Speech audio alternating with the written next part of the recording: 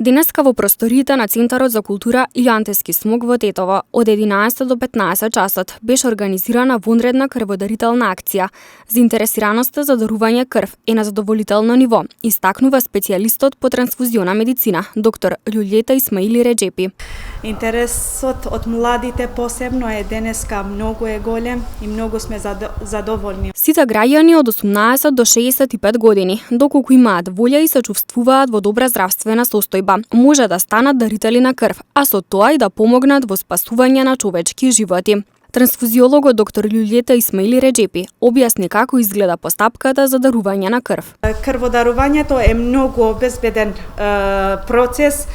Секој човек од 18 години до 65 години може слободно да дарува крв ако има волја и ако има добро здравје за дарување. Затоа треба да дојде во службата или вака на теренски акции, дарителот се регистрира прво кај нас, се отвара картон со матичен број со све податоци, доаѓа после на лекарски преглед, каде се прегледува од страна на доктор, се знема анамнеза, се испитува хемоглобинот во крвта, крвниот притисок и после ние докторите одлучуваме дали ќе дарува крв или не.